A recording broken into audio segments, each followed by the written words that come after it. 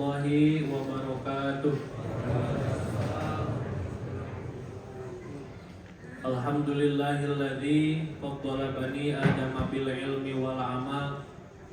Wassalatu wassalamu ala sahibil kamal wa ala alihi wa sahbihi ila yaumil ladzi la yanfa'una banuna wala mal.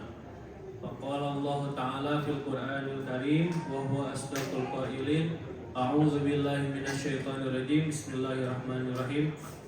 Ya ayyuhalladzina amanu kutiba 'alaikumus shiyam kama kutiba 'alal ladzina min qablikum la'allakum tattaqun. Al-ayah. Shadaqallahul azim wa shadaqa rasuluhul karim wa nahnu 'ala dzalika minasyahidin wa syakirin. Walhamdulillahi rabbil Alhamdulillahirabbil alamin. Bapak, Ibu semuanya, jamaah Masjid Jami Baitul Mukmin. Alhamdulillah pada malam hari ini begitu ramai, begitu kompak semuanya warga. Alhamdulillah Pak, kita semua diberikan kesehatan, bisa hadir melaksanakan ibadah sholat tarawih di malam pertama Ramadan ini. Ini tentu Pak adalah Allah Subhanahu wa Ta'ala mengabulkan doa kita dari bulan Rajab. Kita sudah berdoa. Gimana doanya? Sudah masyhur ya. Allahumma barik lana bima rajaktana bima rajaktana qina azabannar. Malah apa artinya Pak? Allahumma barik lana fi rajaba wa sya'bana wa ballighna ramadhana. Ya Allah, sampaikanlah umurku. Ya Allah, berkahilah umurku di bulan Rajab dan Sya'ban, dan sampaikanlah umurku hingga bulan Ramadan. Alhamdulillah Pak, Allah Subhanahu wa Ta'ala mengabulkan doa kita. Diberikan sehat, diberikan kesempatan umur, karena tidak semua orang bisa merasakan hingga hidup sampai di bulan Ramadan tahun ini. Masya Allah, tentu ini harus kita syukuri. Bapak Ibu semuanya, Rasulullah SAW tentu ini bulan Ramadan ya Pak. Bulan Ramadan turun ayatnya di dalam surat Al-Baqarah ayat 183 yang sudah diutarakan tadi di mukadimah.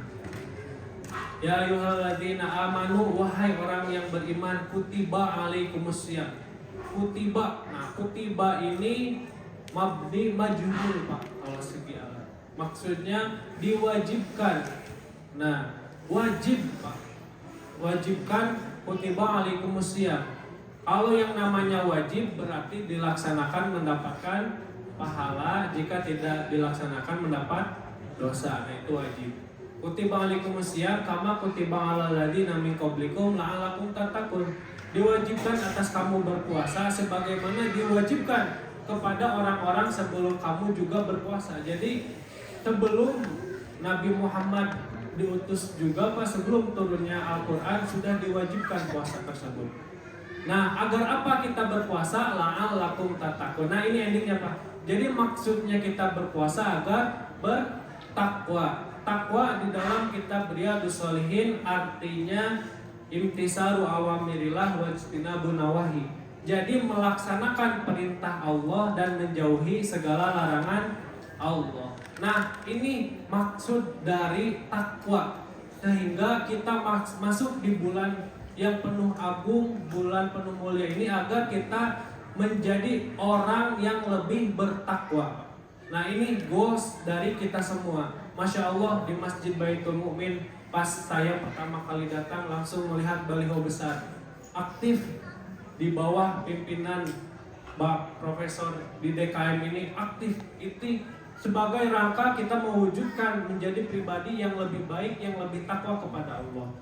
Nah, ada Qiyamul Lail, ada saya baca ada tadarus bersama, ada tausiah ba'da subuh. Jangan tidur lagi Pak. Nah, ini manfaatkan agar kita ini setahun sekali Pak. Jangan sampai kita terlewat. Jangan sampai masuk pada golongan kata Imam Al-Ghazali, Rasulullah SAW bersabda, banyak orang yang saum kam min soimin laisa lahu min siyamihi illa ju. Banyak Pak, banyak orang yang berpuasa tidak terhitung jumlahnya. Kam, berapa banyak? Banyak sekali orang yang berpuasa tapi tidak mendapatkan apa-apa Pak puasanya, kecuali hanya mendapatkan laparnya saja. Nauzubillah. Nah, jangan sampai kita masuk pada golongan yang ini, Pak. Makanya di dalam kitab Ihya Ulumuddin, Imam Al-Ghazali menjelaskan ada tiga golongan orang yang berpuasa. Ada 3 tingkatan, Pak. Ada berapa, Pak? Ada 3 tingkatan. Ada berapa, Bu? Ada 3 tingkatan orang yang berpuasa. Yang pertama, puasanya shaumul umum. Jadi puasanya orang yang biasa-biasa saja, atau puasa yang ya biasa gitu. Jadi puasanya itu hanya menahan lapar, hanya menahan haus, dan juga tidak berhubungan badan. Nah, ini masuk pada tingkat yang paling pertama, paling basic, Pak. Ada tingkatan selanjutnya, Bu. Tingkatan yang lebih istimewa, shaumul khusus. Jadi orang yang punya pahalanya khusus, yaitu di dalam kitab Ihya Ulumuddin dijelaskan orang yang puasanya tidak hanya menahan lapar, haus, dan juga menahan tidak jima untuk suami istri. Nah, puasanya ini menjaga pandangan, menjaga pendengaran, menjaga lisan, menjaga tangan, menjaga anggota tubuh kita agar tidak melakukan dosa. Nah, ini tingkatan yang intermediate ya mungkin. Jadi istimewa, Pak. Nah, ada lagi tingkatan yang lebih tinggi lagi. Disebutnya shaumul khususul khusus di dalam kitab Ihya Ulumuddin. Jadi saumnya itu sangatlah istimewa Pak orang ini. Nah, cirinya bagaimana saumnya? Saumnya termasuk bukan lagi tentang anggota badan, tapi saum hati. Maksudnya apa? Memurnikan hati, murni hanya karena Allah, hanya Allah, Pak. Menghilangkan keinginan nafsu syahwat duniawi, tidak ada lagi kecuali mengharapkan ridho Allah. Nah, ini melingkupi semua dari semua golongan. Nah, hadirin rahimakumullah, sedikit menjelaskan tentang fikih dari puasa. Nah, puasa ini biar kita akan masuk bulan puasa tidak keliru mungkin ya Pak. Ada syarat sah puasa, ada syarat wajib puasa. Nah, di dalam kitab Safinatun Najah karangan Imam Salim bin Samir Al-Hadrami menjelaskan khusus syarat wajib puasa itu syurutu wujubi khamsatun, ada 5 syarat wajibnya puasa. Yang pertama Islam. Nah, makanya disebutnya ya ayyuhalladzina amanu, untuk orang yang beriman. Yang enggak beriman enggak puasa. Makanya syarat wajibnya pertama Islam. Yang kedua asani at-taklif. Taklif itu balik dan berakal. Jadi kalau anak-anak kita ya Pak ya, nah khusus adik-adikku yang sudah balik wajib jangan sampai banyak ya ada rumah makan hantu. Nah, rumah makan hantu itu jadi dari depan tutup, dari bawah tapi ada kaki-kakinya yang mungkin lagi makan. Nah, taklif, kalau sudah taklif itu wajib untuk puasa. Yang ketiga itokoh itu mampu, enggak sakit. Yang keempat sehat. Yang kelima iqomah, yaitu mukim, tidak sedang safar. Nah, ini wajib.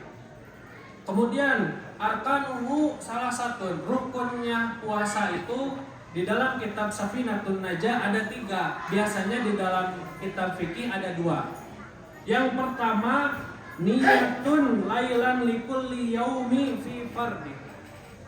Nah ini Pak pembeda puasa Ramadan dengan puasa sunnah yang lain. Jadi rukun itu tidak boleh kelewat. Di dalam waktu malamnya niat Pak, niat puasa di esok hari. Nah, niat itu mahaluhu fil qalbi, niatnya di dalam hati. Diucapkannya adalah bentuk kemantapan di dalam berniat. Niat Pak dalam waktu malam sebelum besoknya puasa nih, itu wajib niat malamnya sebagai rukun dari puasa. Nah, makanya niatnya apa? Niat nawaitu shauma godin an adai fardhi syahri Ramadan hadhihi sanati fardhillahi ta'ala.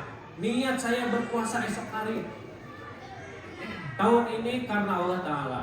Atau di awal biasa niatkan untuk keseluruhan. Kenapa? Karena takut lupa, karena takut bangun sahurnya takut kelewat. Makanya diniatkan puasa untuk 1 bulan full. Kenapa? Karena ini masuk rukun di dalam kitab Safinah, masuk rukun dari puasa itu tersendiri. Yang kedua, tarku mufattirin zakiran mukhtaran ghairu jahilin ma'zurin. Yang kedua, meninggalkan segala sesuatu yang membatalkan puasa. Nah, pembatalannya ini dalam kondisi sadar dan ingat dan juga tidak uzur. Dan yang ketiga, shaim, yaitu orang yang berpuasa. Nah hadirin, apa yang membatalkan puasa? Kenapa? Karena ini penting. Takutnya hal-hal seperti ini terjadi sehingga kita tidak sadar bahwa seperti itu membatalkan puasa. Yang pertama sudah jelas, makan dan minum ini membatalkan puasa. Nah, kecuali makannya ini lupa. Nah, kecuali kalau lupa Pak. Kalau disengaja baru batal. Nah, biasanya hari pertama karena belum terbiasa, si bapak pagi-pagi sebelum berangkat kantor ninyu kapal api. Ninyu 1 gelas habis, lupa, gak apa-apa Pak. Atau pagi-pagi makan nasi padang misalkan 1 piring atau 2 piring, lupa. Walaupun 2 piring lupa, tapi gak apa-apa. Ada hadisnya, ada. Man nasya wa huwa shaim, barang siapa yang lupa dan dia saum fa akala wa syariba, dia makan, dia minum, fa yutimma saumu, lanjutkan saumnya. Fa yutimma saumuhu fa innama Allahu akalahu wa syaqi. Jadi maksudnya ketika kita lupa itu Allah memberi makan dan minum Pak. Tapi jangan dilanjutkan. Kecuali kalau Bapak lagi minum, aduh puasa, kagok, habiskan baru sargot, baru 1 teguk dihabiskan, itu nggak boleh.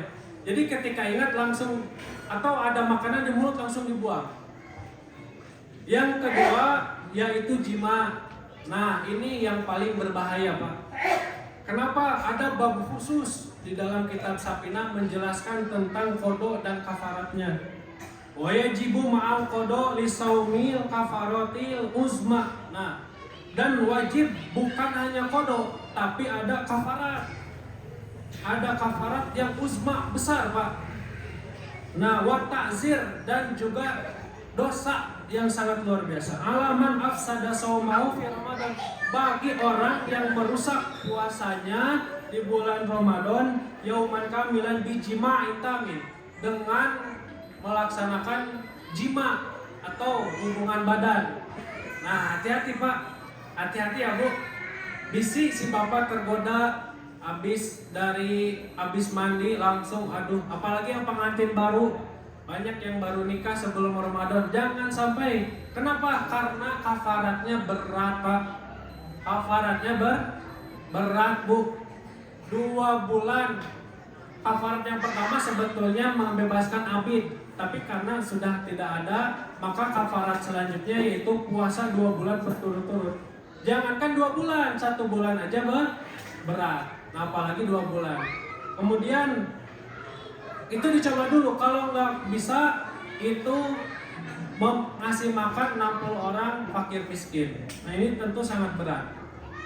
Makanya ini harus dihindari, jangan sampai ini terjadi, jangan sampai tergoda syahwat hawa nafsu di bulan Ramadan. Kecuali malam harinya, gak apa-apa, bebas. Nah, kemudian yang ketiga biriddah, murtad. Bagi yang ada yang murtad langsung batal puasanya. Yang ketiga haid atau nifas. Nah, ibu-ibu yang keluar haid, nah itu wajib langsung buka, gak boleh enggak. Itu wajib berbuka puasa. Biasa sebut apa? Mens. Oh, si ibu kenapa nggak puasa? Mens. Gak puasa, gak sholat juga. Ada bapak-bapak, kok bapak tara sholat? Kenapa pak tara sholat? Saya mens. Mens apa pak? Menstruate. Nah intinya haid dan nifas itu membatalkan puasa. Wal wiladah, melahirkan. Wa jununi laulahdoh, hilang akal atau gila walau sebentar. Asar misalkan hilang akal setengah jam walaupun berapa menit langsung batal puasanya. Yang selanjutnya bi'igma'in wa sukrin ta'adda bihima in amma jami'an nahar. Yang selanjutnya yaitu pingsan atau mabuk jika terjadi di siang hari. Nah, pingsan misalkan dibius. Nah, dibius seharian full sampai berbuka puasa. Nah, itu batal. Nah, apapun yang masuk di dalam anggota, ada 7 lubang yang terbuka ya, ada mulut, ada 2 lubang hidung, ada telinga, kubul dan dubur, ada 7. Ketika itu masuk di dalam 7 lubang itu, maka langsung batal. Kalau di dalam mulut, batasnya al-jauh, maka rijul huruf kho. Nah, kho itu batas. Kho. Nah, itu tuh batas. Makanya kalau mad-madoh, hukumur pak, hukumur itu jangan dikocok-kocok. Kalau mughalado, kalau terlalu apalagi sampai gitu tak, itu batal, apalagi sampai terminum. Makanya masuk jangan dikocok, langsung dibuang. Atau istinsyak masuk menghirup air, boleh nggak saat puasa? Dianjurkannya jangan, tapi kalau mau boleh. Cuman jangan sampai lewat ke khausum. Khausum itu jadi kalau bapak atau ibu menghirup air sampai nyerang, kalau bahasa Sunda apa ya? Jadi sakit, kerasa sakit di hidung. Nah itu batasnya. Kalau nggak sampai itu berarti nggak. Kemudian telinga batasnya bapak coba ada atau ibu kelingking dimasukkan, itu batas dari masuknya sampai ke telinga. Kemudian dubur dan kubul dan dubur. Hadirin rahimakumullah, mudah-mudahan pada kesempatan kali ini kita bisa memaksimalkan bulan Ramadan ini dengan sebaik-baiknya, karena belum tentu, tidak ada yang tahu umur kita akan bisa panjang atau tidak. Dan Ramadan ini momentum yang mulia turunnya Al-Quran. Kita harus hidupkan siangnya, malamnya dengan ibadah, dengan harapan la'allakum tattaqun. Mudah-mudahan kita semua terlahir kembali nanti setelah bulan Ramadan mendapatkan derajat takwa. Wabillahi taufiq wal hidayah. Wallahu a'lam bishawab. Assalamualaikum warahmatullahi wabarakatuh.